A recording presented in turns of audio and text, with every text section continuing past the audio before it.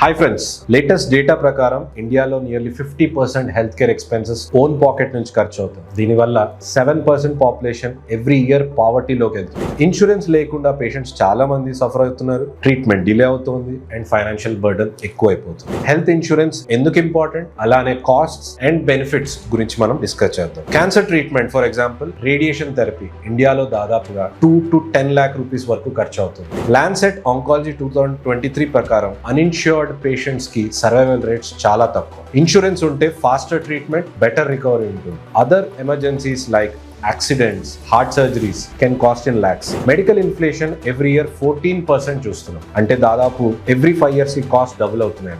దీనికి రీజన్ వచ్చేసి advance treatments, latest equipment, skill doctors, expenses లాంటి కాస్ట్ పెరిగిపోతున్నాయి. హైదరాబాద్ లో 2025 ఎస్టిమేట్స్ ప్రకారం individual insurance plans approximately 6,000 to 20,000 rupees premium ఉందన్నమాట ఫర్ 10 to 25 lakh కవరేజ్. అలానే ఫ్యామిలీ ఆఫ్ 4 ప్లాన్స్ కోసం 15,000 to 50,000 premium for 25 to 50 lakh coverage కోసం అని ఎక్స్పర్ట్స్ సజెస్ట్ చేస్తున్నారు. ఇన్సూరెన్స్ తీసుకునేటప్పుడు ఈ కామన్ మిస్టేక్స్ అవాయిడ్ చేయండి, like existing disease, non disclosure, hospital room rent, limits ఉన్న ప్లాన్స్ తీసుకోవడం, అలానే కోపే ఉన్న ప్లాన్స్ తీసుకోవడం, ఇలాంటివి అన్నమాట. పాలసీ డీటెయిల్స్ బాగా చదవండి, ఇన్సూరెన్స్ ప్లాన్స్ చూసి అడ్వైజర్స్ ని కన్సల్ట్ చేయండి, ఆ తర్వాత తీసుకోండి. ఈ రీల్ ఎడ్యుకేషనల్ పర్పసెస్ కోసం మాత్రమే చేసింది. Insurance is your protection.